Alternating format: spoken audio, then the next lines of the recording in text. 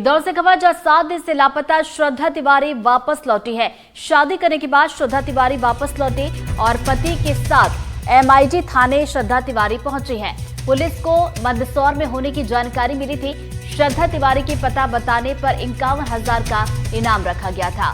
तो इंदौर से ये बड़ी खबर आप तक पहुंचा रहे हैं। 7 दिन से श्रद्धा तिवारी लापता थी, जिनकी खोजबीन की जा रही थी और अब श्रद्धा तिवारी सही सलामत लौट आई है और शादी करने के बाद श्रद्धा तिवारी घर वापस लौटी है। तो बता दें, पति के साथ एमआईजी थाने वो पहुंची हैं और पुलिस को मंदसौर में होने की उनकी जानकारी मिली थी और श्रद्धा तिवारी के पता बताने पर 51,000 का इनाम भी रखा गया था। सार्थक से पूछताछ की। सार्थक के द्वारा ये बताया गया कि उस पर झगड़ा हो गया, तो पिछले 15 दिनों से उसके द्वारा कोई भी बातचीत नहीं हुई है।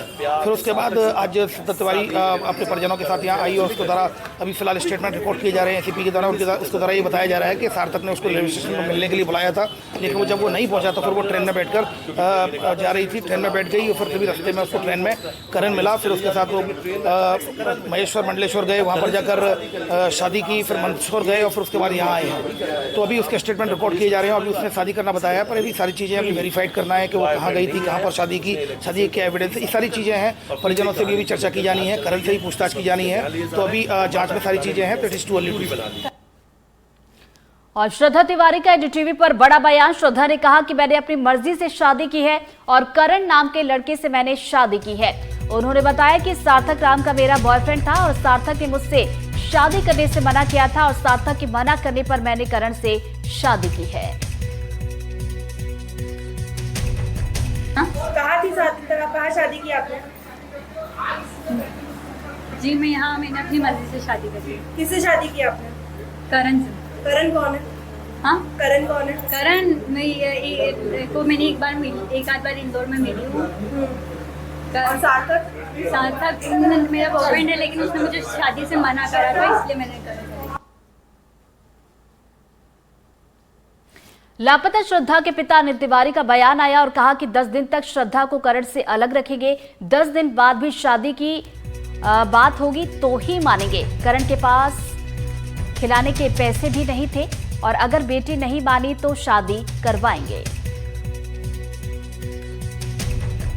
ये करण जो आज आ रहा है सामने, मेरे पास 1 रुपए नहीं है, किसी प्रकार से पैसे नहीं है, तो मैं कैसे आऊँ आगे बढ़ूँ?